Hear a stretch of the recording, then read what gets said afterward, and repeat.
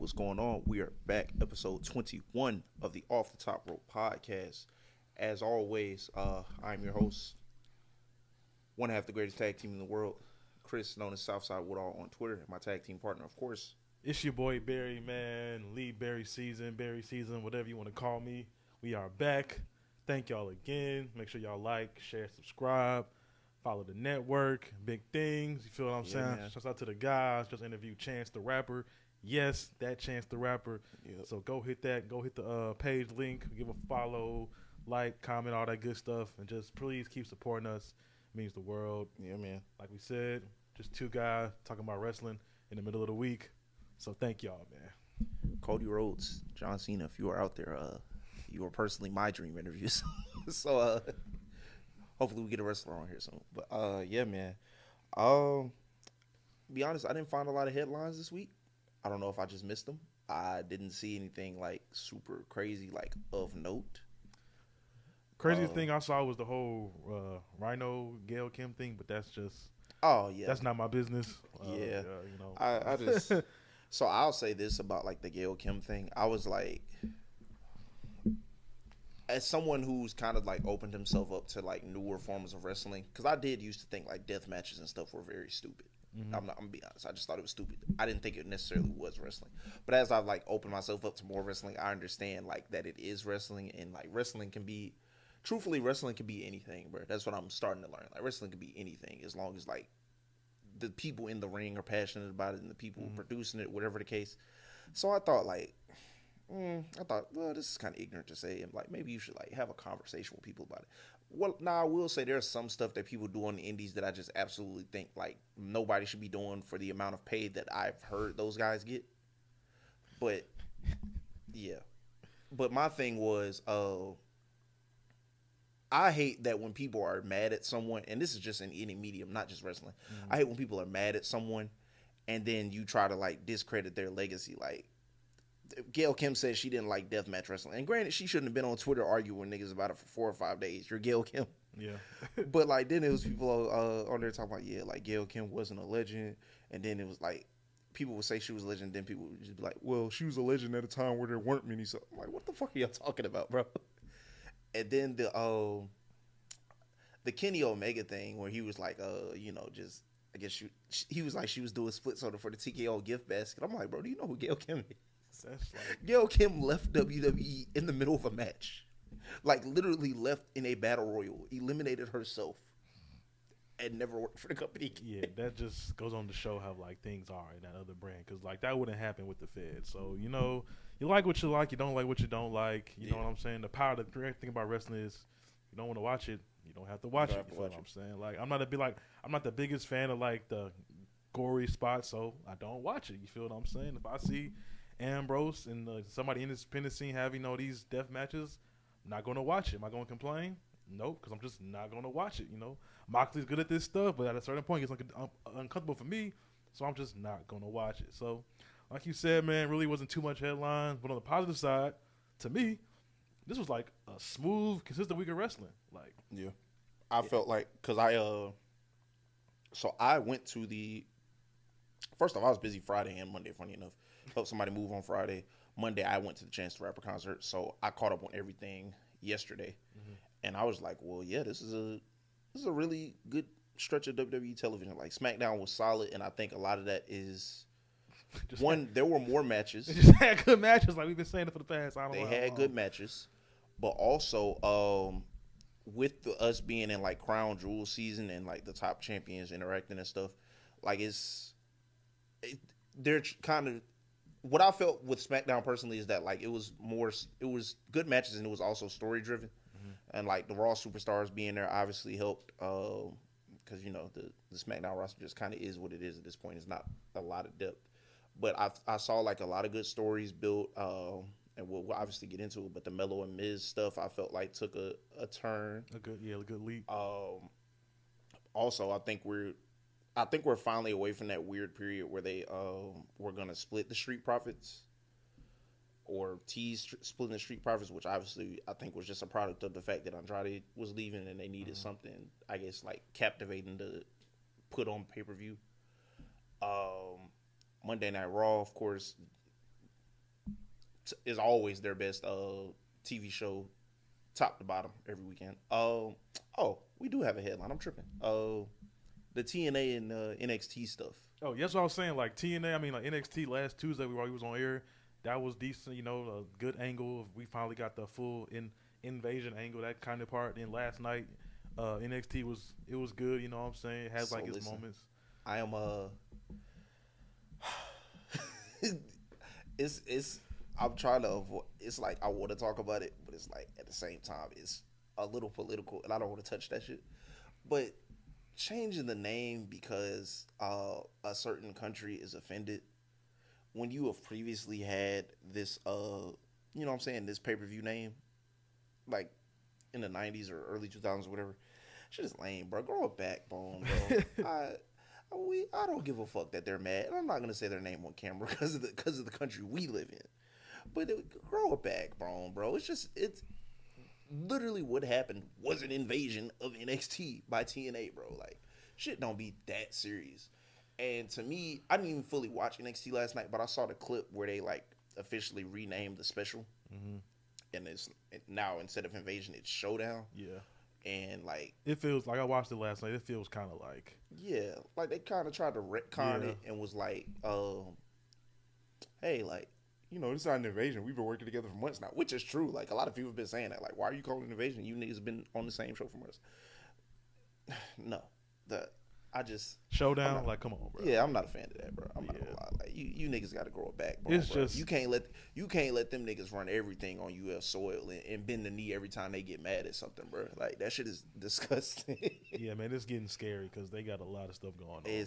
Like, yeah, that shit's scary. They bought EA like the other day. I'm just like, bro, what is? Yeah, we gotta. Hey, but speaking of NXT, man, Ricky Saints. Oh yeah. Oh, I'm kind of glad this happened because I've been seeing a lot of Twitter chatter lately, and I don't know what it is. It just feels like it feels like every other month is just some wrestler who people either like were really high on before or used to be kind of high on, and then they just like turn on them for whatever reason. I for the most part, I don't watch a lot of NXT, but like, you know what I'm saying, I peek in every now and then. Everything that I've seen Ricky Saints involved in has been pretty solid. Yeah. Same for Jordan Grace when she was there. Oh, she's still there. I'm sorry, she didn't get caught up yet. Same for Jordan Grace. The Blake Monroe stuff turned around. So it's like, I don't know if people do it because I think they're just bored. I think people are bored. I think sometimes it comes from them leaving one company and going to another, and that goes both ways. Cause like I see people treat Ricochet like that, and I think it's insane. But yeah, man, congratulations to Ricky Saints. Unexpected, to be honest, because me and you have both kind of been calling for both him and Ethan Page to eventually go up to the roster and like potentially join the Vision. So I was a little caught off guard when like I found out he won the championship. Yeah, especially how the match ended. I was a little mad at first. The first clip I saw was like a rope DDT, but then I saw he actually hit another DDT outside the ring. Like he had been working. Yeah, he had been working the head spot. So that's like you said, you just gotta like, hey. You gotta watch some stuff first before you start judging. That's what a lot of people don't do. They don't watch the product and understand what happened. So that's good storytelling on that part. And happy for Ricky Saints, man. You know, he finally getting an opportunity to shine. And he's 35, bro. Like, shut up. Like, I don't like to pull. So here's what I'll say. While I will recognize that like a lot of like top stars in WWE are like older, I also don't like to pull the age card because like if you do wrestling, and I don't want to say do it the right way, but like if you do wrestling a certain way, like you can wrestle until you're at least like 50, and it won't be a noticeable drop off. I'll say that because Bobby Lashley, I believe Bobby Lashley is either 50 or about to be 50 soon, but like he's still in tremendous shape. He looks like he did in like 06, 07. So like if you wrestle at a certain level, like depending on the spots and the bumps you take, like you'll be fine. Like look at CM Punk. Like Punk is old, and every match he's been in has been a good quality match. Cause in fairness, like that at least did take a lot of years off. Yeah, so like, but yeah, definitely.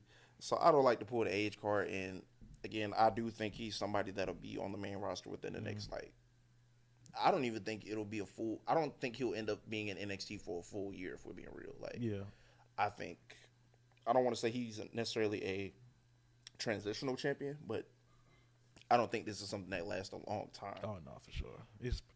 they know what they're doing with him. So I'm just let him see how he looks as a champion. We see a lot of NXT like Seth, Finn, different like KO, different guys. Let them see how they look with the title, how they carry themselves, and then put that on the main roster. So, what I'm saying, like you said, if the matches are produced well, this gonna be good, man. Age really doesn't affect things because look at Javon. Like he might be there in the next year if they really wanted to, but he could carry that division right now, bro.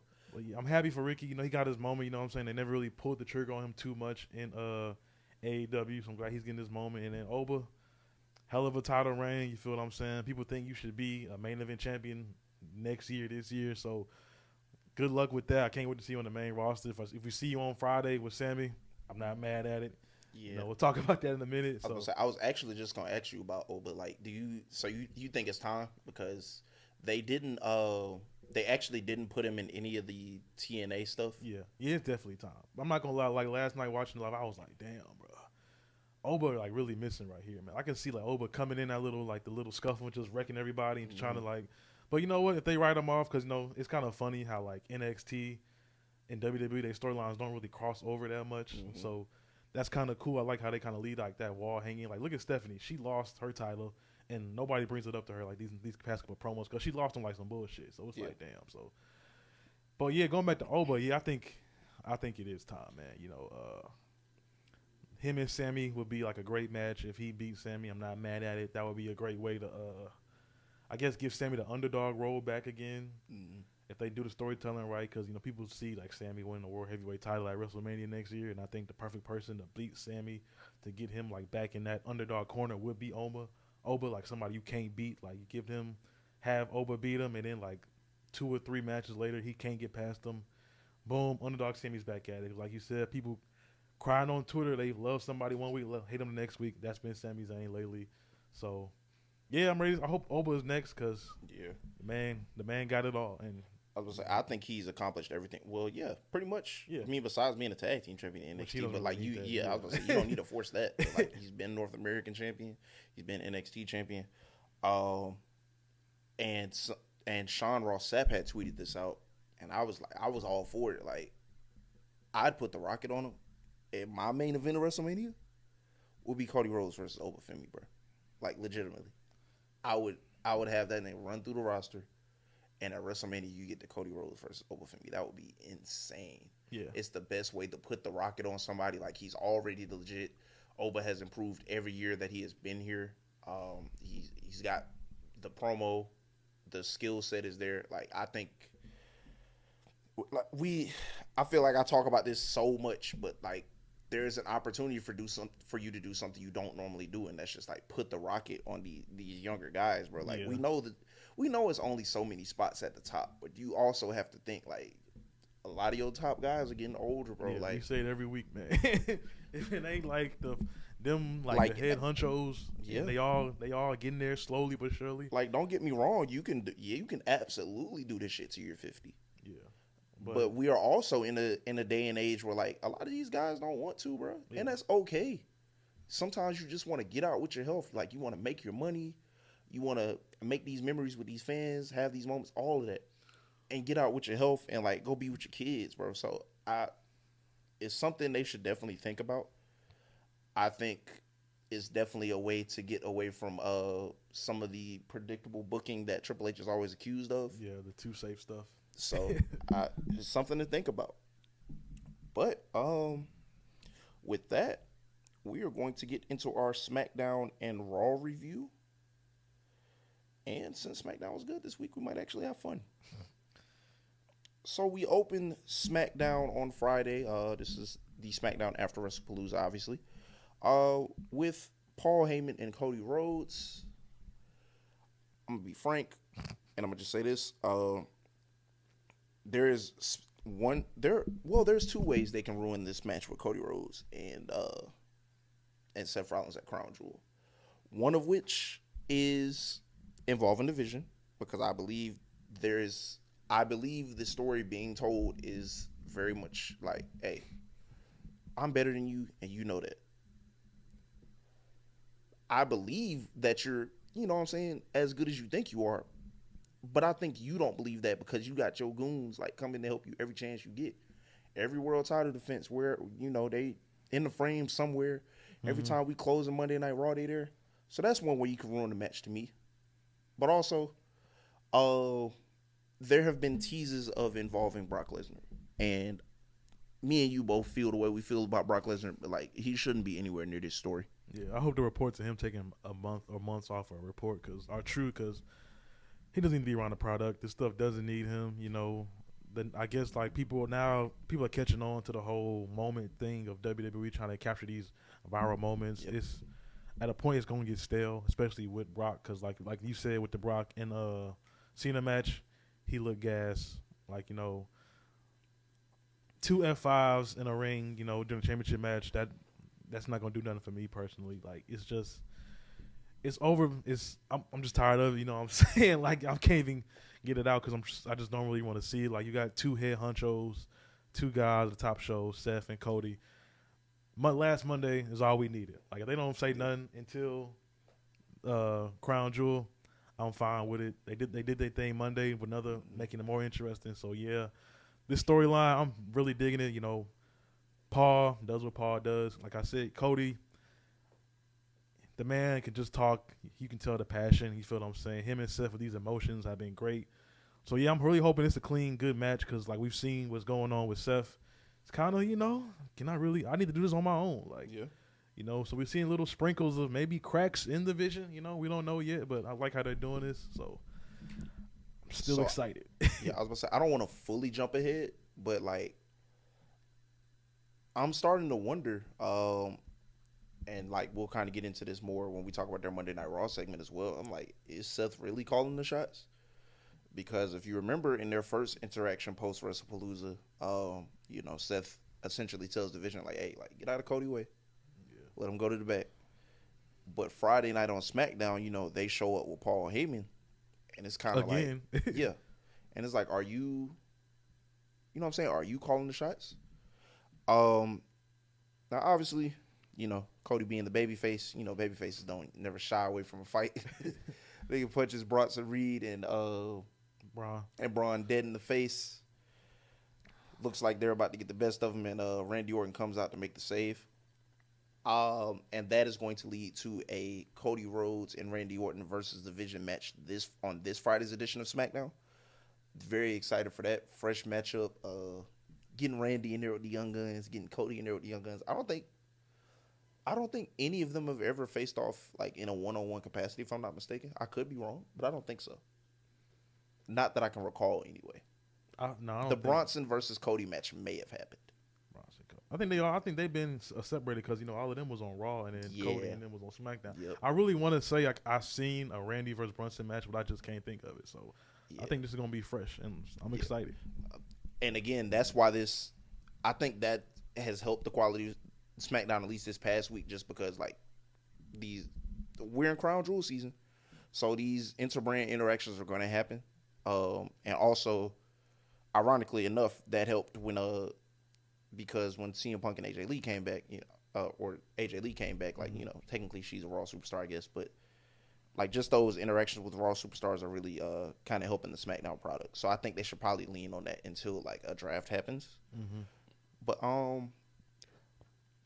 our next segment for that SmackDown, the Profits versus Melo Don't Miz. Good match, of course. SmackDown's tag team division always has been one of the bright spots of the show. Mm-hmm. I actually like the Melo and Miz tag team way more than I probably should. Obviously, I want Melo to branch out on his own, but like they had done good work together. I actually did not know, like, up until like that match ended, they were undefeated as a team. Yeah. So I thought that was kind of crazy. But as we see in this match, the Miz once again tries to steal the glory. As the Miz does. Melo finally catches on, kind of gives him a little grab on the arm, like, what are you doing? Gets knocked off the ropes. Street Profits hit him with the finish. And Melo has an opportunity to make the save and, continue the match. But, like, you see him, like, kind of make a slow crawl into the ring, and he just backs off. So, obviously, we kind of know where this is going. But to me, this is a welcome, like, turn in the story. And it's also, like, a little bit of continuity from what we saw in the previous week, to where he just went up to Sami Zayn and called his shot. Like, he wasn't, you know what I'm saying? He wasn't thinking about the Miz. Like, he went ahead and called his shot before Miz could even get involved. Now, obviously, in this instance, as we stated, the Miz, you know, tried to take the glory as he always does. This time, Melo's kind of hip to it, and it seems like Melo's tired of it. Mm-hmm. And to me, my thing was, while he's tired of it, I think he saw this as a, like, hey, like, maybe if we lose, like, you can open your eyes. Yeah, maybe if we lose, like, he'll try to separate himself from me. Something like that, you know? That's how I felt about it. Yeah, this was a good match. Shout out to the Miz. He did an interview with somebody. He was just talking about, you know, how, like, you know, if y'all want to push these guys, like he says, like, he sees the stuff we was talking about Melo, you know what I'm saying? Make sure we give them guys a good reaction. So this is kind of spot on. Like, this is the time is now. If y'all want to cheer Melo, boo Melo, just do something. Right? Yeah. Something is better than nothing. We finally get in our moment to see, you know, Melo hopefully thrive off over some time. You know, this is wrestling. Gotta let this stuff build up, you know. And who better else than the Miz? I keep saying this every week. Miz just get paid, bro. Like, if you want something consistent, you know what I'm saying? What's it been, 15 years maybe, or even longer than that? Miz just keep getting them checks, man. The Miz has been a WWE superstar for as long as I've been watching. Exactly. So keep getting paid. If you want to be anybody with the ring, learn from, be the Miz, the funny character guy gets the crowd. Who better than learn that than from the Miz? So hopefully this storyline draws out some. You feel what I'm saying? Shouts out to Melo. The Twitter the other day, he kind of like caught on to, you know what I'm saying, fool me one time. Yeah. You feel what I'm saying? Got the Miz jersey hung up in the rafters, you know. Man, I love when wrestlers use social media to, like, advance storylines. Exactly. Like, I know, like, this day and age, people are like, you shouldn't be on social media as much. If they're using it to advance the character, I love it. Because I think that's how Chelsea Green got over for sure. Yeah. And I think that, I mean, I know that's how Drew McIntyre got over. Like, people, well, not anymore, but before, like, people thought he was, like, one of the funniest wrestlers on earth. But, like, yeah, using Twitter to, like, advance your character is so important, especially because, like, stuff like that will get you more TV time. Exactly. And obviously, this past month or so, like, Melo's been, like, pushed a little heavier. So I'm excited to see where this goes. Yeah, obviously, we have a clear idea of where it's going, but I'm excited to see some progression. Like, I'm excited that and I think one of the things I had said a couple months ago was, you know, when the Miz had just went to go film American Warrior Gladiator or whatever that shit is. Yeah. It was just like the storyline with Melo was dropped and, like, it felt like nobody cared. So now it feels more so intentional. Like, yeah, we, you know what I'm saying? Maybe we dropped the ball, or yeah, maybe it was by design that we just kind of, you know, waited until the Miz came back and then, like, picked stuff up. So I'm pleased to see where this is going. Yeah, for sure. I do see them kind of sticking this out for a few more weeks until a turn happens. Yeah. But like I said, this was a story-driven episode of Smackdown, and this is one of the better built stories over the past couple of weeks, and I think it's going in a good direction so far. Yeah. And on the other end, you know, Street Profits get the W. The YS6 come out there. You know, like we said, we don't really know. It wasn't really a tease this much. Everything looked smooth with the Street Profits on this end. You know, the match was smooth, but good teamwork. You know what I'm saying? D'Angelo and Montez, they look great. You feel? The only thing I hate is, like, D'Angelo's attire, but you know what I'm saying? It just is what it is, man. Like, but you know, the singlet, like shorts with the Jason Terry socks on, man. The man can wrestle, though. You feel what I'm saying? The man can go, so I can't be too mad at it. You know what I'm saying? Just a little bit of swag, and I think you got there, man. But I'm excited for this YS6 and Street Profits match whenever they do have it. You know what I'm saying? Kind of, you know, a little worried. You know, are we getting a tease? What's, you know what I'm saying? Are we going to get these little sprinkles? Because I think, like, last week, Bo Dallas, like, kind of talked to D'Angelo and was like, you know what I'm saying? He ain't let you talk, you know what I'm saying? But then they ended up beating him up anyway. So it's like, what are they really doing with this? So I'm going to just let this play out. You feel what I'm saying? See what's going on. This match should be good. Street Profits always deliver. They still get the crowd behind them. So I'm glad that's keep going. You know, the YS6. This might be a good little break, you know, for the tag division. You know what I'm saying? They guys was carrying it for a while. So excited to see where they go from this. You know, I'm a little nervous because, you know, we don't really like to see tag teams break up because it's been a little too predictable and cliche recently. So I do feel like they're gonna get the belts back. That was what I felt like. 'Cause I'm like, why would you put them back in the tag team picture if you don't? Like, what's the point? They done already lost to the Wyatt Six once. What do you benefit from losing twice unless you're really gonna split them up? And as you said, like, we don't want to see them split up. If you are going to split them up, I need to know that there are firm plans in place for both to not just get lost in the shuffle. And I mostly say that for Dawkins because both of them are very good wrestlers. Yeah. But anytime you hear a tease or when people talk about a potential Street Profits breakup, nobody ever mentions Angelo Dawkins, bro. They should, but they don't. Yeah. They always talk about Montez Ford and like he has world champion potential and United States championship potential, whatever. Like, and he does. But Dawkins is a good wrestler as well, bro. He's not somebody that should just like be in catering. Yeah, like slide to down the bottom of the line. He could be a good mid-card title holder, like 2 or 3 times. So yeah. Julia and Kiana James versus B-Fab and Michin. Finally, Julia on TV. Like, yeah, man. It's not that hard, guys. Just put the wrestlers on TV. So the SmackDown Women's Division is still like pretty dire. Yeah. Outside, I mean, well, I don't even know you consider the main people right now. Like Tiffany, I guess you would consider the top of the women's division currently, like Tiffany, Jade, and Nia.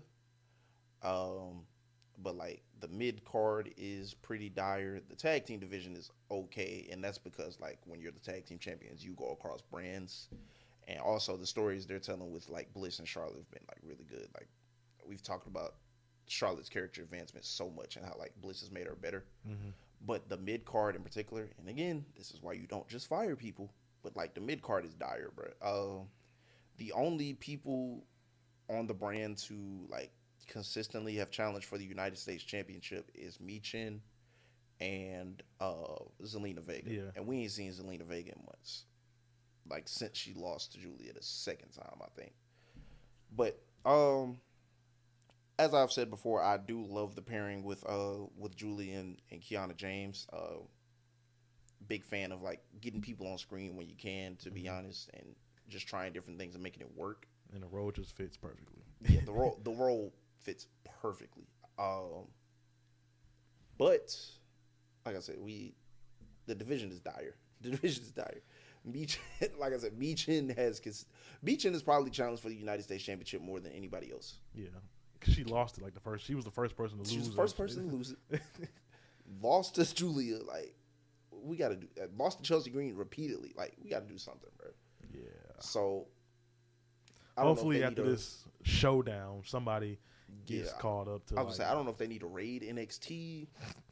I don't know if they need to, call in some favors and get some TNA people on the show. I don't know, bro, but we got to figure something out. Yeah, because like you said, the show was good when you actually have matches on the TV show. Mm-hmm. You know what I'm saying? So hopefully they take notes of this. Hopefully the ratings were good this week, and they kind of pick this up, and just not have like a world a crown jewel season thing where they just have like matches on shows. Like, let this be consistent. Get people more in the ring. Like Michin is a decent wrestler. Let B-Fab get some more work under her belt because we can tell she's been working. She gets better every time you get her on TV, and only way you can do that is you get reps on TV. So please just keep booking the show, and hopefully y'all bring some women up one day because gotta do something. You gotta do something, man. It's not much more you can say about it. Because to me, like, and I said this, I think like 2 episodes ago, like at the moment, the Women's United States Championship feels like a mistake. Like it feels like you should have just had the Women's Intercontinental Championship across the brands, and you figured it out later. Jacob Fatu has finally returned. People was getting a little worried, man. He had lost the United States Championship at SummerSlam, or lost the match for the U.S. title at SummerSlam. Disappeared after that. Nobody had heard from him. He emerges in a segment with Drew McIntyre, Drew McIntyre making valid points, but still complaining as usual. Making valid points about his WrestlePalooza match and how it went. Obviously, way to break the fourth wall, might add. You know what I'm saying? Yeah, but the ref. That damn ref. Yeah, but I mean, he has a point. The ref was out of the ring for 6 seconds. Cody's shoulders was on that mat for no reason. For the ref. Yeah, the ref for whatever reason stopped him from kicking Cody's head through a table. I don't know if that's necessarily considered illegal because usually anything nailed to the floor is fair game in a no disqualification match. So I don't know. He does have a fair point, but it looks like before he gets back to the WWE Championship, he's gonna have to go through Jacob Fatu. We saw like bits and pieces of this earlier in the year during Backlash in that Fatal 4-Way for the U.S. title. Mm-hmm. But a one-on-one program is much more enticing to me. And I will say the few words or the promo or whatever Jacob Fatu said this time, like, because I'm not gonna say I was a little off of Jacob Fatu for the past few months, but it was just like, and I think we talked about this before. I hate when something becomes a thing with WWE, like all gas, no brakes, and like, yada, I mean, because it feels like then you just lock the superstar into a box and like you just want them to be this catchphrase guy. Yeah. But like for once, I like this, to me this felt like a more authentic Jacob Fatu that like we at first saw when he debuted in WWE. And he told Drew McIntyre like, bro, stop all that bitch. Yeah, you ever stop crying, bro? Yeah, God like, damn. you blame everybody for your mistake. Like that felt like, it wasn't much, but it felt like a more authentic version of Jacob Fatu than what we had been getting previously. Yeah, for sure. So I'm hoping to see more of that. And like with Drew McIntyre in particular, like anytime somebody's like in a program with him, like it has the potential to elevate you and like take you to another level. So I don't know how long these two end up doing this dance. I don't know if it's a one-off. I don't know if it's a series, but I'm looking forward to it. And I think this is probably Jacob Fatu's like biggest rivalry to date, to be honest. Yeah, because he's been stuck in the Bloodline universe, the saga, whatever you want to call it. I'm excited. Two heavy hitters, big meaty men. You feel what I'm saying? Mm-hmm. Let this be a haymaker. I don't know. We found out that Drew was going to be in a new movie, TV show. Movie with Henry Cavill, I think. We don't know when that actually is going to happen, but so we probably expecting him to depart soon. But hey, I'm glad, like you said, I'm glad we're seeing more a good side of Jacob. Get away from the bloodline stuff because that stuff gets too repetitive. You feel what I'm saying? Like you turned your back on me, blah blah blah, yada yada yada, snooze fest. You know what I'm saying? More different side of Jacob. I'd like to see this because if you follow Jacob from the Indies, he can talk. He's just a natural talker, natural shit talker. He can go. Drew in the same way. On the other hand, Drew makes valid points whenever he talks. He's one of the head honchos. Who would better else than put Jacob if he wants to be at the top of the level? Than put him with a guy, Drew McIntyre. Over time, hopefully we do get Drew in the heavyweight title scene again, a main title picture again. But this is a good side quest story. You feel what I'm saying? You gotta have these side quest stories for these main event guys, so we care about them again and see what they can do without a title. So this should be a good match, good program. If they have a best of 7 series, I'm here for it because Drew always delivers. And if you want to get Jacob some more reps in the ring, without Solo and different guys, who better else than get Drew? You know what I'm saying? This could be a huge stepping stone for both of them to get them back in the title picture. Yeah. Sami Zayn hosts the U.S. Open Challenge once again. Restoring the feeling, man. Restoring the feeling. And if you didn't know, Smackdown emanated from Orlando, Florida last Friday. And, of course, Orlando, Florida is the home of NXT. So this time around, who better to answer the United States Open Championship Challenge than the young OG from NXT, Javon Evans, bro. Boy. Dude. I didn't want to leave my living room by watching this match. I turned that match on yesterday, and I was amazed. Like, that, no exaggeration, that may be one of the best TV matches this year from either company. Like, I've been saying it, man. Sammy, you say Sheamus, I'm saying it's Sammy. He just being one of the best TV wrestlers. Monday or Friday, when the bell rings, it's time to go down, man. I thought the segment was cool with him and Ray Phoenix. Like, who you think gonna challenge you? Shoot, I don't know. I mean, we are in NXT. Yeah. We are in Orlando, and I was like, bro, they're not finna, like, who are they gonna really call up? Like, you know what I'm saying, man? Like, hey, man, the young OG, the man delivered. And like, somebody was saying on Twitter, hey, man, if I was 16 or I was growing up teenager watching WWE, he would be my favorite. Jamal would be my favorite. Yeah, like, all for it. Man, just go. He looks like a superhero. His match with tag match last night was crazy.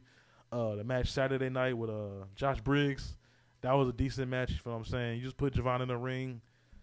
You just don't get bored, man. Like, and it's so crazy. Like it's like this isn't my first experience like with a Javon Evans match. Like I've seen plenty, but it just feels insane and obviously like he's young, like he's 21 years old, but it feels insane to like see somebody be able to do the stuff he does. Like the cutter in particular, if you just like replay that video and watch where he is in the sky, it's like, bro, you shouldn't be able to do this. Yeah, man. Bouncy it's for crazy. sure. Hashtag bouncy. Great match. Like, hey, this was like a cool match. You know, Sammy getting a one up on him. Yeah. Like the veteran move, and then Javon bounces back with him. You know, Javon the future, man. It's not much more you can say, man. Like we've been saying, representation matters. You know, none of this would have happened without, you know, seeing guys like Kofi, Booker, Bobby, you know, Ron Simmons, all the OGs. You feel what I'm saying? We getting all this reputation now. It's cool. Trick now, Ricky Saints, whatever you want to call them. I mean, whatever color you want to call them. You know what I'm saying? This is why representation matters. You see it now with, you know, Lash and them in NXT, all the Kalani. You know, here for it, man. You know, wrestling is for niggas, man. Yeah, man. And I don't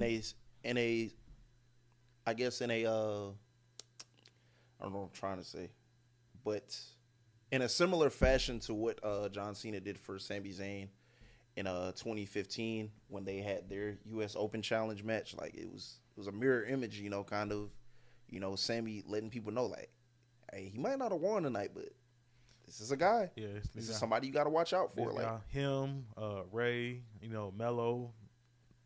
We in good hands. You feel what I'm saying, man? Yeah, man. So just keep booking them, please. Like I said, I was watching. I was like, damn, bro. Like this is on. Was that the second to last match? I was like, damn, this is like a good SmackDown. I was say that wasn't even the main event. Yeah, like this was like a deep. Like SmackDown is actually enjoyable tonight. Like you feel what I'm saying? Man, I'm kind of cool. I stay home tonight because SmackDown was really cool, man. So you know, who knows what Sammy does Friday if we do get Oma. Thank you, wrestling guys. Yeah, I do wonder what Friday looks like now, to be honest. Like, I can't even think of anybody who would challenge for it.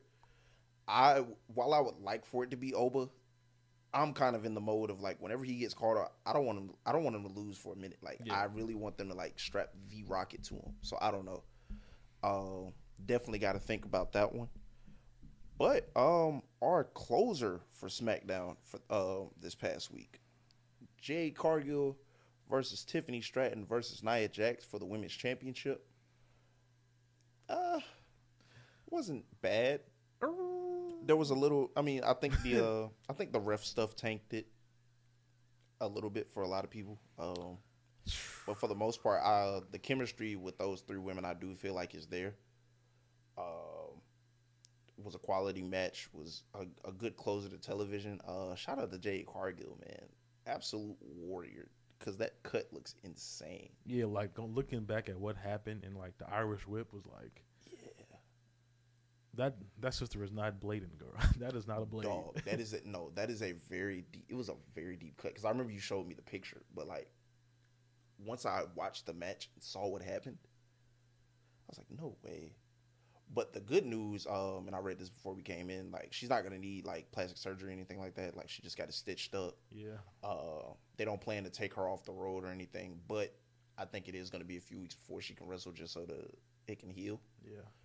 But yeah, this could be a cool Becky moment. You know what I'm saying? Have her come back. You know, I don't know if you put like a mask on her or something, but just I mean you could just some beast that would just freshen everything up because, like you said, man, we getting kind of tired of the Tiffany and Nia thing. Yep.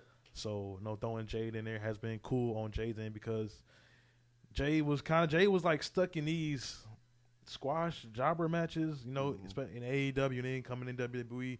She was like the hot tag, you know, get her like her quick moves off and then get the pin with the Jaded. So, this could be like, you know, something fresh, you know what I'm saying? Maybe put the title on her now, hopefully, you know, after this Crown Jewel season stuff because I was kind of worried, you know, a Stephanie and Jay. I wanted Jay to win, but a Stephanie and Jay match, didn't really know how you would book that. So, kind of glad, you know, Tiffany kind of got the W, you know. So, let's see what they do with Jay from here from out because, like you said, man, women's division is kind of in. So, one less woman on the programming, you know.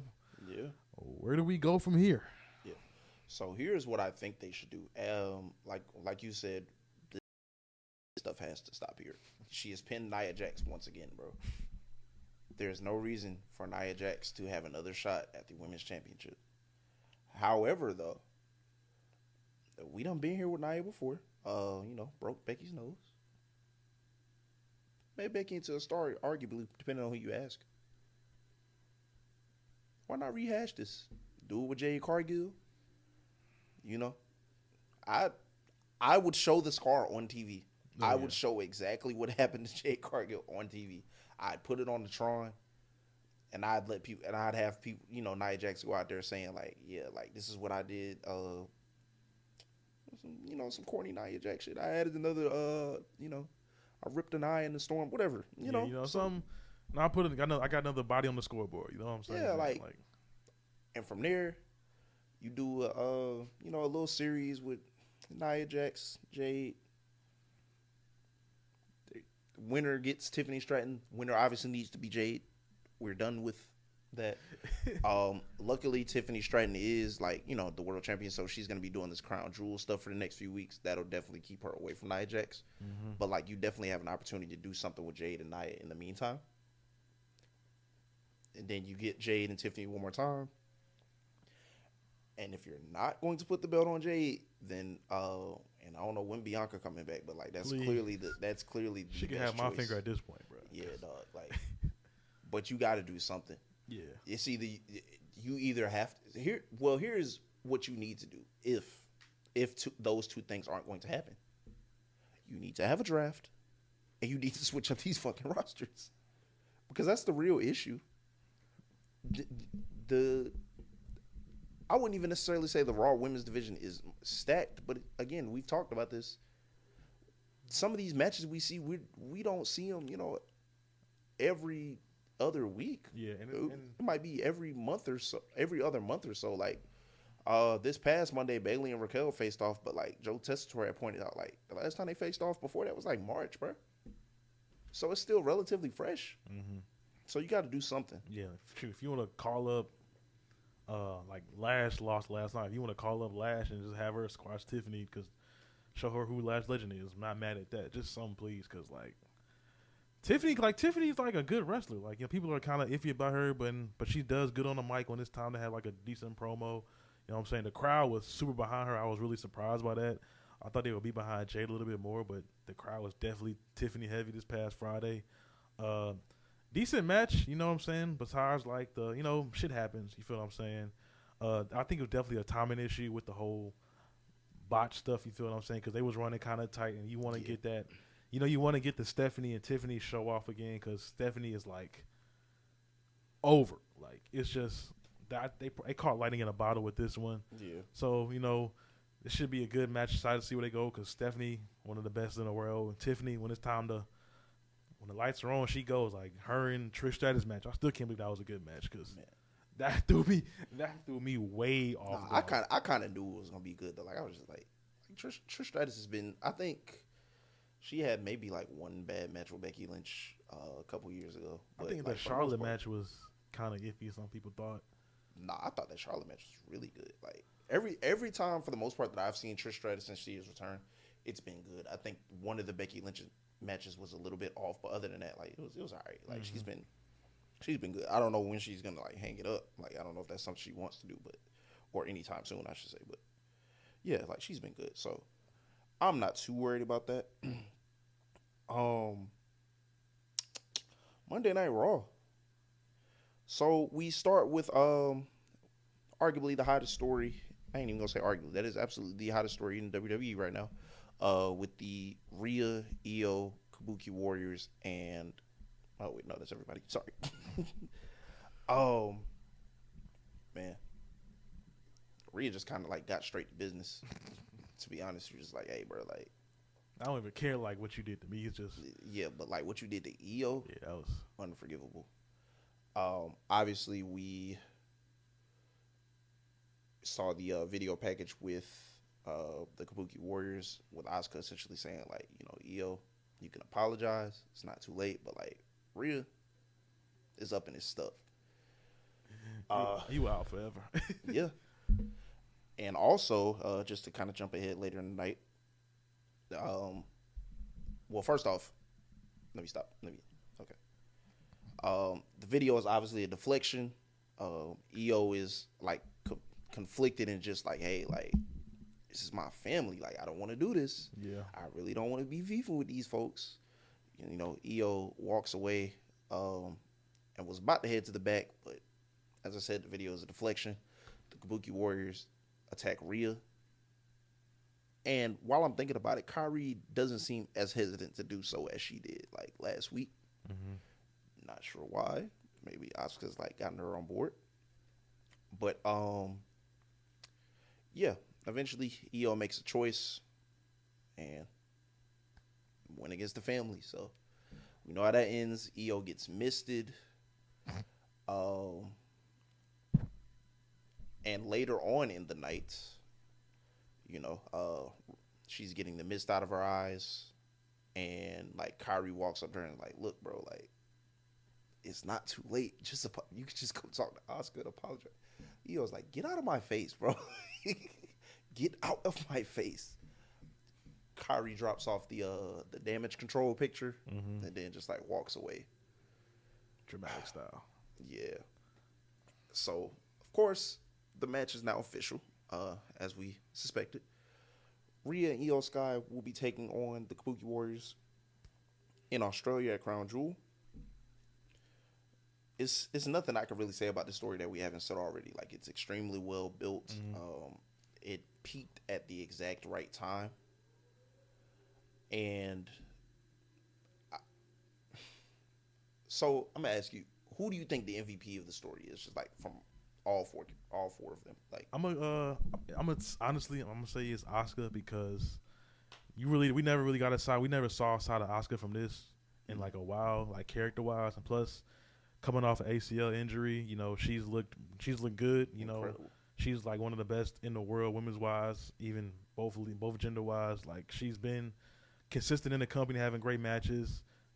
I'm loving like the personality they're giving Asuka, Kairi, and EO. You know, we've seen Rhea in different stuff with the Judgment Day, with like Liv. So we know Rhea is like a good character worker, but this different side of like EO, Asuka, and Kairi, I love like the sprinkles of this character work. You know, they always be like, oh, well, you know, these international superstars, they're not really the best on the mic, and you know, we don't really draw to them if it's not the wrestling matches. So Asuka like showing some personality, Kairi showing some personality, Ia showing some emotions. You know, I'm kind of torn. I'm thinking if you want to like have some good heat, a good side quest, you in the right place, have Ia turn on Rhea. You know what I'm saying? That could lead to some things down the line. You know what I'm saying? If you want to get real heat on them, do what another place do it in her hometown, in her home country, in Australia. So no, that's all I'm feeling right now. You know, I don't 100% disagree with you,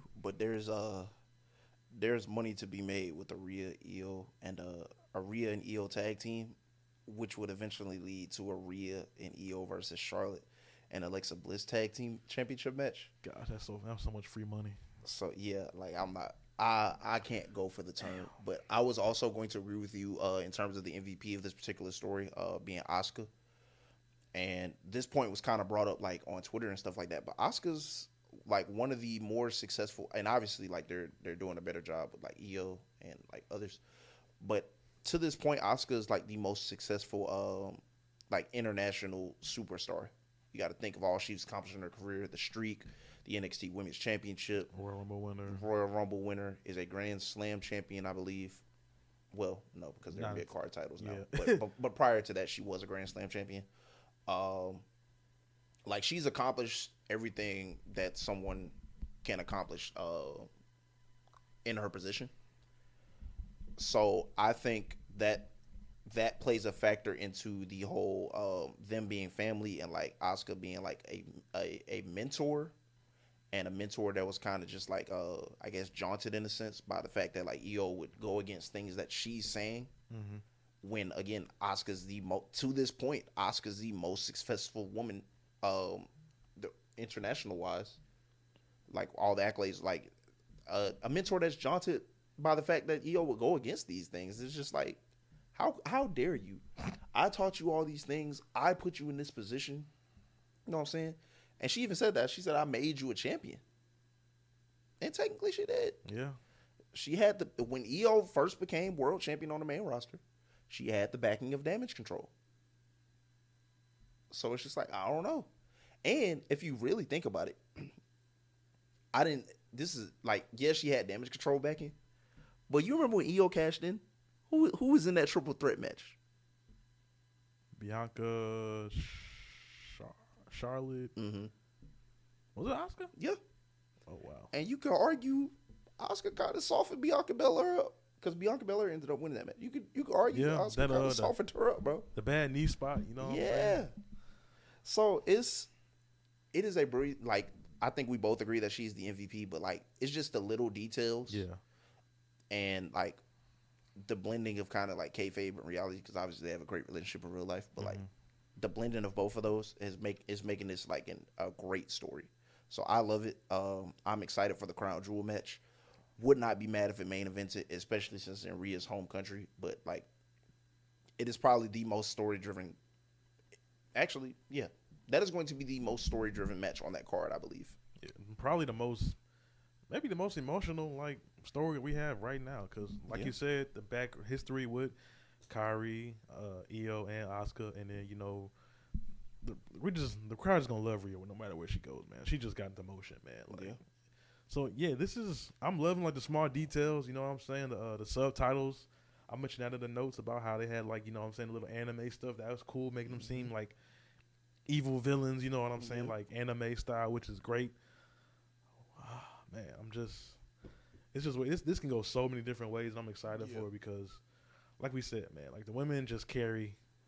Like you just throw them in there, they can just carry like so easy. Like if you would have told somebody, all right, bro, you got Asuka, Kairi, IYO, and Rhea, the emotions in the few really, are you gonna make it too emotional? But they've done a perfect job of this overtime, like you said. They hit the peak at the right moment last week with the Rhea and Asuka match with them turning on IYO, and IYO looks conflicted. You know what I'm saying? We're gonna see what's gonna happen these next couple of weeks because she could beat Team Rhea or she could beat Team Kabuki. So you know what I'm saying? I'm excited to see where they go from this because all four can go in the ring. So the layup is right there, man. Just don't blow the layup again, Hunter, because it's fantastic. You know, it's fantastic. Rusev versus Dominic Mysterio for the Intercontinental Championship. Oh man, listen, the visual of two belts Dominic Mysterio just has not gotten old yet. I ain't gonna lie to you. So I'm not too mad at the result of the match. I will just say I don't really have much commentary on the match. Not that it was bad or anything, but just like we preach about this, but seeing the growth of Dominic Mysterio as an in-ring competitor is amazing. Like when I say literally last week, people were like, I don't know what y'all see in Dominic Mysterio. Shut up. Shut up. Because I know what I see. Like the character work is obviously there. To me, he kind of got away from, he still is kind of like one of those like chicken shit heels, but like it's not like he's just bumping around either. Like which he was very good at. Like sometimes that's all you have to do is just bump around, but like he's very good at bumping around. But also like the moves are getting better. The moves are a little bit crisp. I saw him hit a 619 to the midsection. I don't know if I've ever seen that before. Legit, like maybe I haven't been paying close enough attention, but I saw him hit a 619 to Rusev's midsection, and I just thought like, wow, like that, the psychology is there. Like it's a lot of different factors in Dominic's game that have improved over the past couple of years, and it feels like this year it's all coming together. Yeah, that's been one of my issues with Dom was just he's like what 6'3", 6'4". He's wrestling like a luchador, which was kind of funny. But yeah, the moves are getting crispier. You know what I'm saying? This match, I think, perfect ending. You feel what I'm saying? People were a little mad about Rusev, how he's being booked, but this match, he won on some bullshit, bro. Like you can't be mad at it, bro. Like the homage to Eddie is great. You know what I'm saying? I love how they're doing it. You know what I'm saying? It's been a while since we got some heel stuff like this. So Dom is doing a perfect job at it. Dom got the motion. You feel what I'm saying? Still little sprinkles of him leaving the Judgment Day because they weren't They didn't come to the ring with him. They walked him out, but they left him at the ring.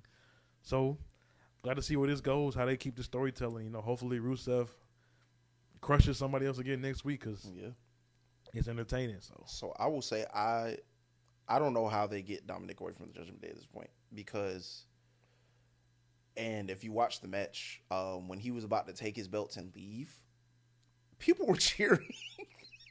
People were cheering that he was about to leave and still be Intercontinental Champion. Like normally when that happens, people boo boo, like finish the match. Bro, people were cheering. People cheered, and I watched the reaction when he was coming out to. I'm like, bro, this is insane. Yeah, it's kind of confusing because you could easily cheer Dom. We want Finn to be a face again because. We missed the entrance and all the other stuff, so I'm kind of confused. And then plus, but there's no way to get Dominic away from the Judgment Day that would make him look like the bad guy at this point. At least not to me. Like I think you just need to go ahead and have Finn Balor. I know people want him as a face again because of that NXT Homecoming thing, but like you got to make Finn Balor lean further into the dark side and that'd be a good way. Yeah, make him like bring like a solo Finn back. That would be a good way.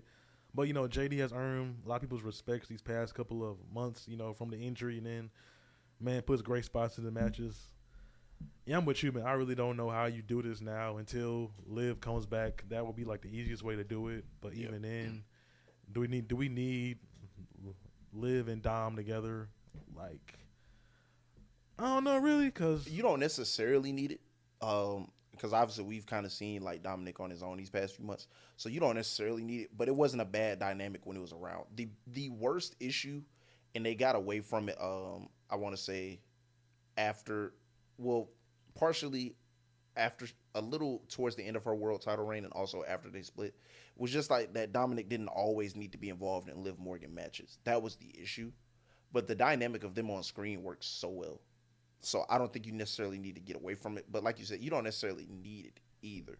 So you I think the best way to oust or get him away from the Judgment Day is like you just have to have them like go ape shit on him. And he's leaning into the Eddie Guerrero thing.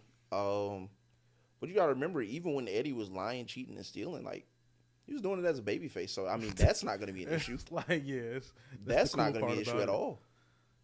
So, I mean, I don't know. Yeah, another, quote-unquote anti-hero. Because, like I said, this is like, I'm glad WWE is pushing into this. Like we said with Drew, you could easily cheer for Drew if you wanted to. Because, like, the man makes perfect sense. Him, Kevin Owens, you feel what I'm saying? I feel like when they finally break the leash on Randy, he might not get, like, the boos he might deserve. So, this is the perfect area to do it because it's so many. We just love the characters nowadays. Like, the characters really drive the show. And then, even with Seth, like, people still singing Seth's song. So, you don't really have to go full heel into it. He could be like, down the middle, but still make it entertaining with the heel pushes. I mean, with the heel tactics. What was it? The fake belt spot he got caught on purpose, quote unquote. You feel what I'm saying? Then the heel kick, the horse kick to win the match. Yep. It just worked. You feel what I'm saying? Rusev didn't look weak losing it, and Dominic just gets the cheer. So, it's right there. You feel what I'm saying, man? So. You got to figure something out. Bayley versus Raquel.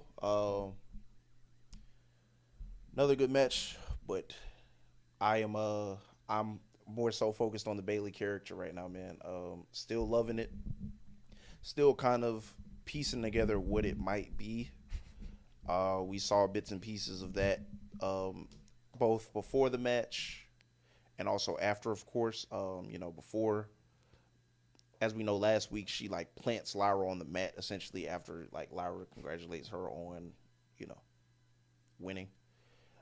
This week Bayley's like I think she's kind of, so where I'm confused right now is I don't know if Bayley's aware that these things happen when like her mental state switches, or if she just pretends like it's not. I don't know. That's where I'm confused at. Because she walks up to Lyra this week, has a conversation, has on the Lyra Valkyria First Intercontinental Championship t-shirt. They're having a conversation, and Lyra just kind of tells her, like, hey, like, I don't want nothing to do with you, bro. Like, you need it. Mind you, that's what caused Bayley to snap last time. It even got her in this situation. But, like, Lyra's kind of like, yeah, I don't want nothing to do with you. Bayley has to go out there, go it alone. Faces off against Raquel, of course. And what do we always say? if you're in a match with the Judgment Day, watch your back afterwards. Post-match assault, Lyra comes to help. They ward off the Judgment Day. Now, this time,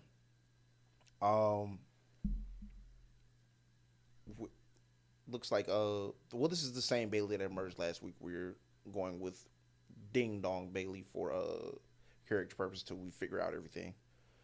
Ding Dong Bayley emerged last week, and I know that because a signature of like that particular Bayley is like calling people stupid, idiots, and all this other stuff. That was the same Bayley that emerged this week, but she was more so friendly, if you can call it that. She was like, "Look," she was like, "Congratulations, you idiot, you got him." Like, I'm a little confused, not in a bad way, but just like I'm still trying to piece together what this character is going to be. Yeah, I thought it was funny. To me, the funniest thing is that nobody is like, "Oh, you was a hooker before, you was like the role model before." Like nobody is piecing this together of like, okay, maybe she's just all three in one. Like that. To me, that is the funniest part. Like in hindsight, it's like, bro, like, did none of y'all watch NXT? Did like none of y'all watch COVID WWE when she was like, that's the entertaining part about it. And then like she's doing a great job with it. I think like somebody was like, she's like part Jeff Hardy now. She's coming out in the swanton bombs and doing the little hand gestures. I don't know if you caught that. So I'm really loving this character work. Because like you said, man, if you just make everything, you just make it interesting. Like you're nowhere near the title belt with Lyra and Bayley, but it's an interesting story. You got them on TV, and this all you really ask for is just make interesting stories because like everything doesn't need the belt. Because now it's like, who really cares about? I mean, not who really cares, but who's really thinking about Becky right now with the belt? Like, give her a little. Like, she got a little break now, which is cool. You know what I'm saying? Because you're entertaining us with these other storylines. And then also want to shout out Raquel. Yeah, another great match. Shout out to Wayne. Was like, you know what? Was it Wayne or who was it? Who was on commentary last night? Monday. Wade and Wade. Joe. Yeah, Wade was like, yeah, you know what I'm saying. If you had like a most improved wrestler of the year, it's Raquel. So I think that was pretty cool to shout her out with that. She's looking better and better over the years. Like we said with the Judgment Day, where do you really go from this? Because you feel what I'm saying. Raquel's looking good. Roxanne, we know what she can do. Where you gonna throw Liv in with this? You feel what I'm saying? Are they gonna sprinkle some more teaser with the breakup? So yeah, interesting stuff. You feel what I'm saying? That's all you can ask for. Consistency and interesting storylines that just don't make it too hard to understand. So, LA Knight versus Kofi Kingston. Not much commentary on this one for me personally. Just LA Knight. Get them on TV. Yeah, this felt like something to get the guys on TV, get some reps in. The Seth Rollins and Cody Rhodes segment. First off, the video package was great. Yeah.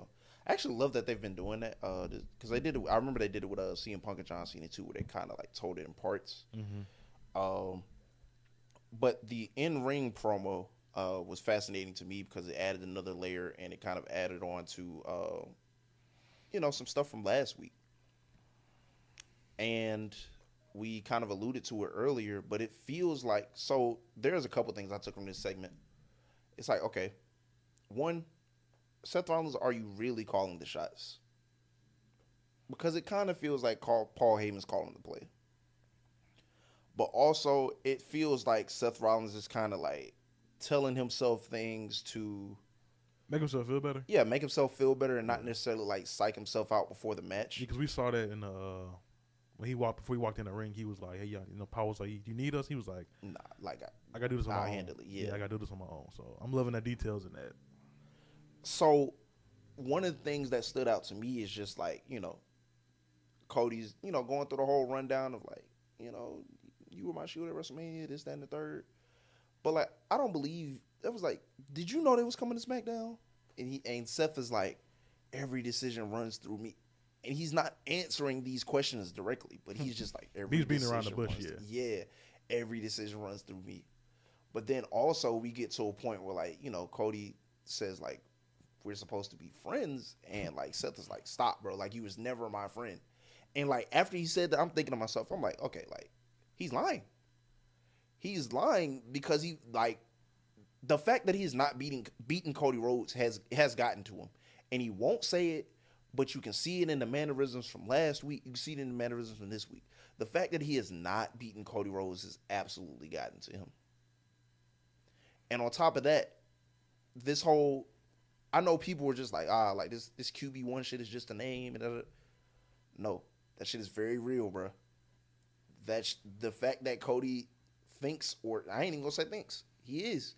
The fact that Cody Rhodes is the one that was chosen to usher this company into a new era and to beat Roman Reigns bothers him.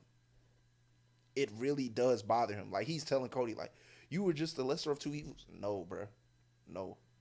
It eats you up inside that you have not beaten Cody Rhodes yet. Yeah, that video package, like I said, like you said, it was perfect. You know, Seth, you know, when you left, like, I was becoming the man, you know, quote unquote, and then I carried the company through like hard times, you know what I'm saying? I was the face. And for me to not get a WrestleMania match, I had to like have some random opponent, quote unquote, like a slap in the face. And then you feel what I'm saying? You beat me.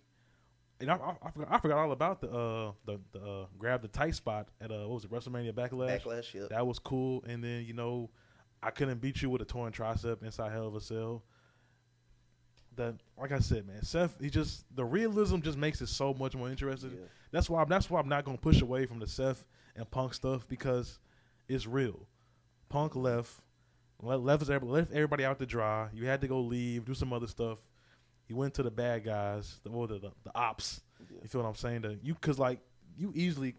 Punk could have easily carried that company, because we've seen it now. Everything Punk touches turns into gold. He still got it. Now, even this with Cody.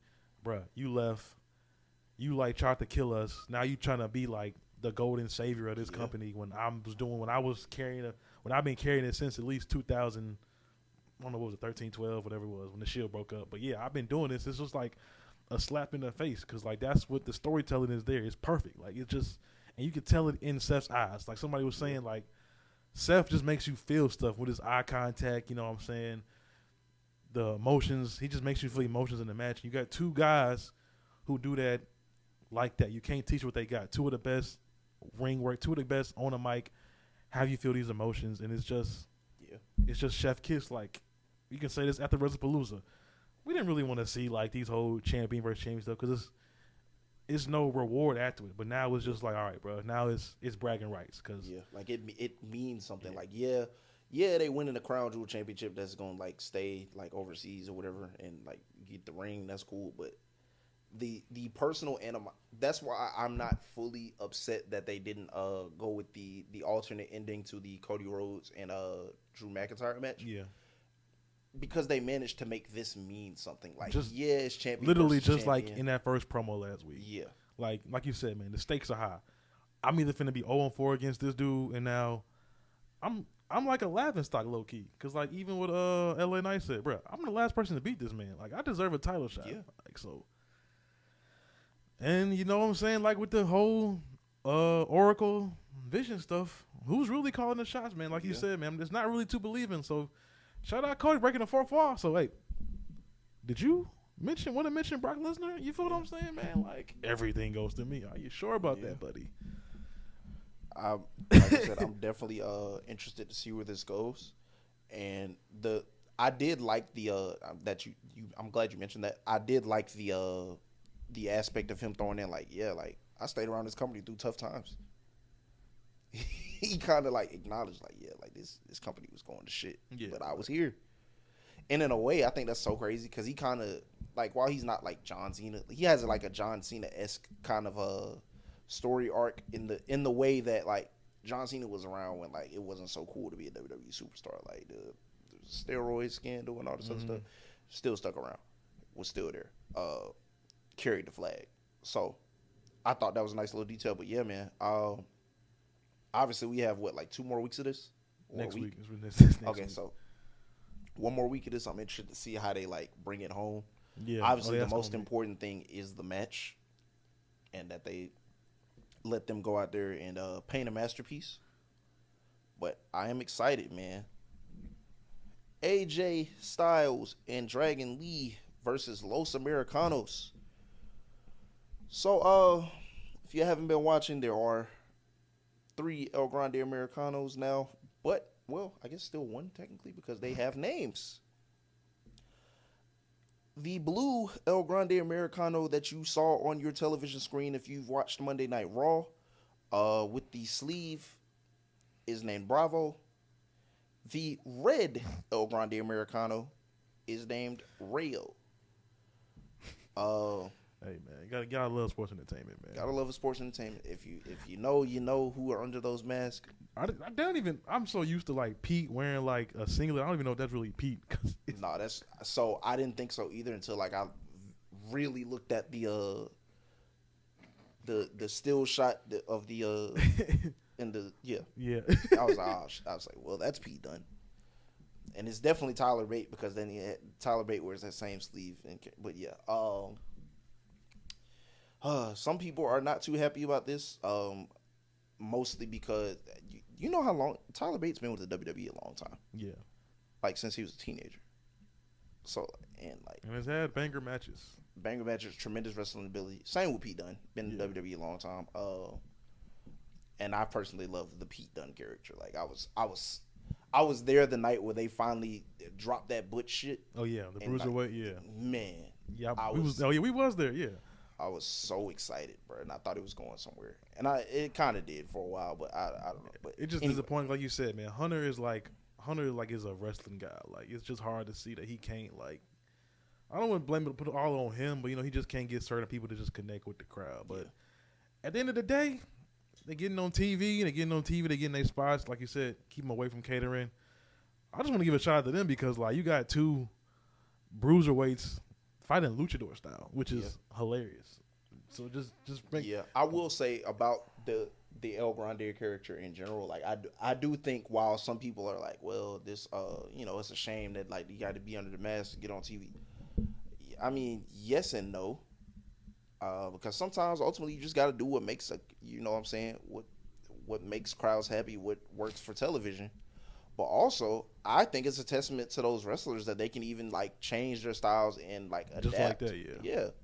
Like to me, the main El Grande, which is obviously Ludwig Kaiser now, but when Chad Gable was doing it, it was cool, but like it wasn't. It still felt like it was Chad Gable for the most part. Like it didn't feel. It just felt like it was Chad Gable under a mask.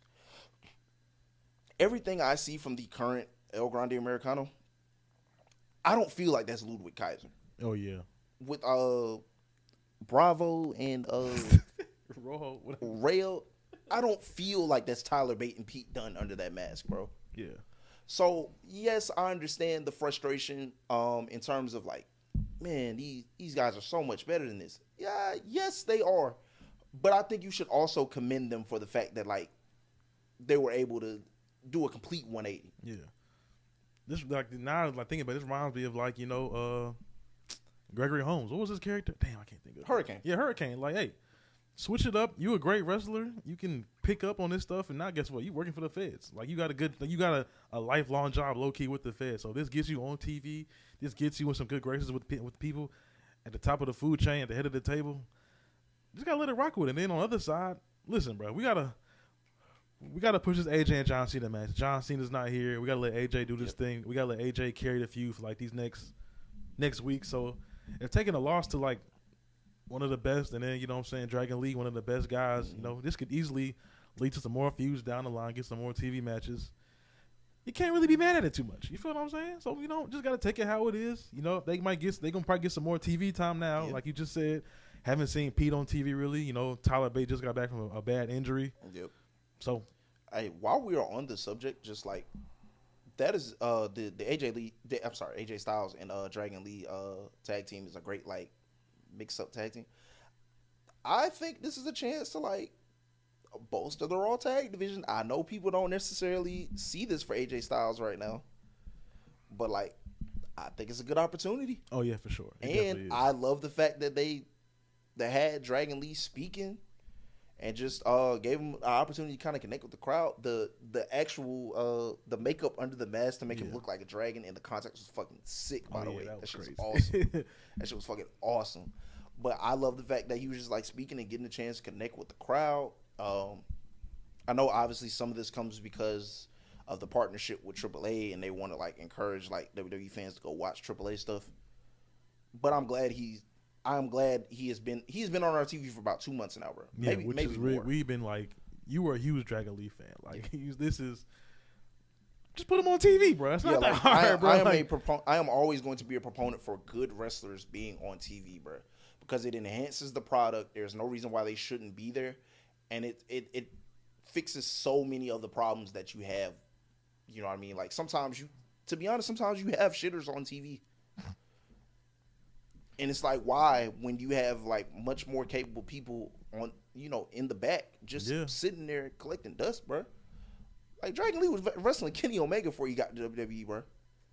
Like this nigga wants to be here, and y'all just like using him and catering, bro. Like you know what I'm saying? So I'm glad, and like really, I've lost track of time. He might have been there longer than like 2 months, but he has been on TV consistently for a while now. Yeah, it's been a while, and I'm hoping it doesn't stop anytime soon. Who I would also like to see on TV, because I feel like he just kind of like forgot about them niggas. Where's the LWO, man? Like to me, the next step with Monday Night Raw, because it is an almost perfect show. Fix the tag team division, bro. Fix the tag team division. Judgment Day has not defended the title since they won them all, which was the last problem they had. Yeah, but yeah, bro. Like, that was literally the same issue they had when they lost it last time, bro. So like, do something. It's easy. Like Los Americanos, New Day, AJ and Dragon, LWO. Just you have the names, bro. Like that. Yeah, like War Raiders. That division can legitimately be on par with the SmackDown division if you just try. Which the thing was, you just had different, just interchange the matches different weeks, bro. It's so easy. That's it. You got plenty of time to do it. Like that is it. And I don't know if it's just like not coming up in the writers' room about the tag division, but like, bro. You have the opportunity, bro. Like the names are there. The names are there. Our main event for the evening was a rematch of WrestlePalooza, but this time it was a Tornado Tag Team match containing the Usos and the Vision, or as I like to call them when they team together, Braun. No real complaints about the match. Throughout the night, as we have the past couple of weeks, we've obviously seen some, differences in Jey Uso. But yeah, no complaints about the match. But for the umpteenth time this year, the OTC has returned. More returns than matches. More returns than matches. Presumably, done filming Street Fighter, I would assume, or maybe you got a break in film. I don't know. Comes to the aid of the Usos, of course. Afterwards, he's kind of telling Jay, like, hey, like, that's what I've been telling you. Like, nobody else matters. It's us. It's family. Jimmy looks a little, like, taken aback by the whole situation. Honestly, Jimmy look like how I look right now, because I'm a little confused. I don't know where we are. I don't know where we are right now. It's confusing to me because, like, yeah, obviously it's very apparent to anybody that's been watching. Like, yeah, like Jay has been taking Roman's advice, but it's just like, okay, where do we go now? Because I know Roman wants to get back on the Vision for putting them out of commission and stuff, but it's just like, okay, what's the angle? What's the angle? Where once he gets get back, then like that's that. Maybe he goes after Seth Rollins, but what is Jay doing at that point? Like, I don't know. I'm confused. Yeah, I'm just a little confused because they dropped the video earlier, it was like Roman being like, I'm still the OTC, nobody can take my spot. But now it's like, okay, so what is Jay really fighting for then? Like, what is Jay's main goal? Like, if Jay can Roman be like the guy without the title? Is that so? Roman? I will say, like, Jay has made it apparent that like he just wants to like be at the top of the mountain again as far as like being world heavyweight champion. I've seen him say that, but it's just the roadmap is a little confusing to me at this point. I don't know. Yeah, for sure. Cause like I just said, Roman still is like, I'm still the head of the table. I'm still the needle mover to OTC. So like, are we aiming for like the right hand man, Jay. Like, Yeah. what's like you said, what's the end goal? Like, is it Jay World Heavyweight Champion again? Does he want just any championship? You know, like we saw, what was it like last week or 2 weeks ago? He was staring down Cody's title. You know what I'm saying? Where are we really going with this? But not mad at like another bloodline storyline because I don't know if we really need like a head storyline on Raw, but I guess it's like helps out the stuff because you know what I'm saying, the Vision stuff was getting like just a tad flat because it was getting a little too repetitive with the whole interfering and then the same stuff with Paul and then Seth, but they pushed Seth away for a good minute. Hopefully, Seth is on a different side quest. But yeah, going back, it's just like, you know what I'm saying, what's the end goal for Jay? Like, is it a world title, heavyweight title, and then Jimmy looks confused, like he doesn't know what's going on? Is it just us three? You know what I'm saying? Do they do some more family stuff? You know, we really don't know. You know, are they pushing Roman and Braun too early now? You know what I'm saying? Are we getting Roman and Brunson again? Like, I really don't think we need that again unless you really gonna have Brunson pin Roman. But I think it's no reason for that rematch of Brunson Reed isn't getting his win back. Yeah, like it's just kind of confusing a little bit, but I'm gonna just sit back and see what they do because this can go so many different ways, which is kind of cool about it. But yeah, right now just a tad confusing. That's like the only issue. Yeah. I guess we will see where it goes over the next couple of weeks. We are obviously getting into War Game season, so I mean that's something to think about. But like the immediate direction, as in like what's gonna happen, I guess let's say Crown Jewel, that's a little confusing. Yeah, and like, then obviously what happens after War Games. So, well then we get in the Royal Rumble season, so that I guess you could sprinkle some stuff into there of like a Roman and Jay showdown in the Royal Rumble. You feel what I'm saying? Like, does Jay eliminate Roman? You know what goes on from there? Yeah, because like we've been saying for a while, this kind of period between the summer and like Survivor Series is kind of like a little dry period. We don't know, the path isn't always the clearest. So fingers crossed. But you know, if three guys I trust, it is Roman, Jay, and Jimmy to like create a good storyline. Same with Seth. You know what I'm saying? Some stuff people don't like, but the emotions, he brings you to emotional connection with the matches. Same with Cody. Like, they bring the emotions to this. So, you know what I'm saying? Because like you said, now with War Games coming up, if Roman is all Team Us, who we going to get to join us? Man.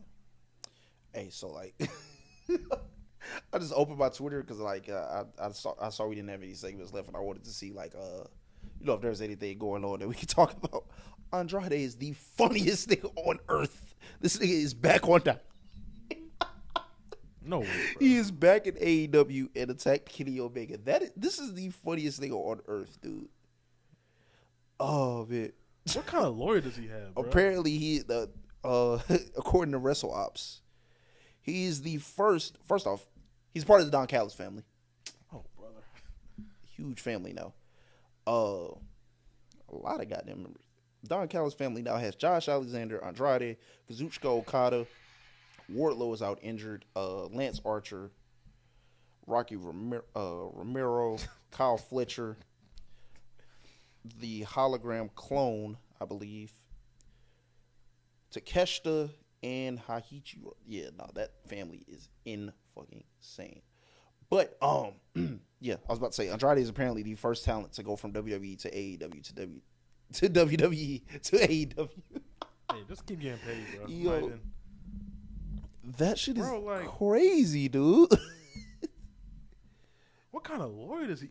Dog, he must got like the. Yo, no, hey, he got that. He must got Rich Paul as his agent or something. Like Andrade, that. You were incredible, bro. That is what in the old days was called a territory worker. Is this Josh Alexander?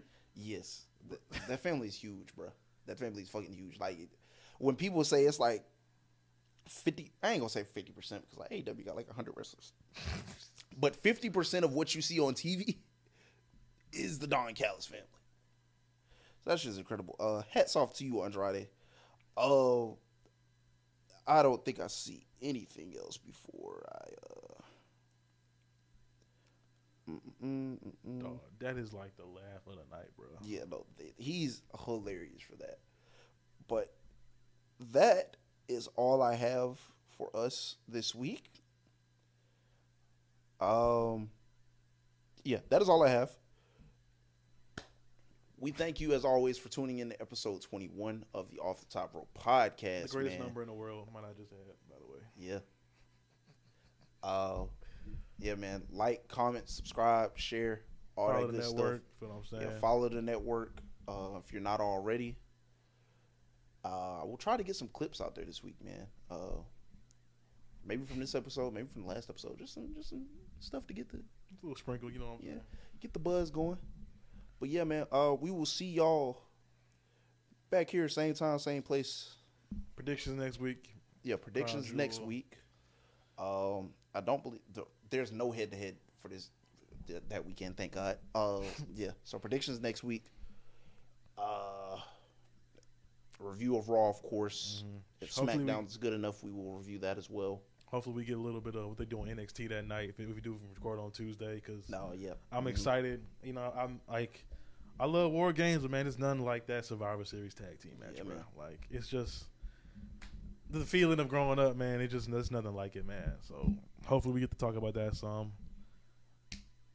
But yeah, man. Hey, man, you know, keep doing what you're doing, man. Yeah. Thanks for tuning in. We're out of here.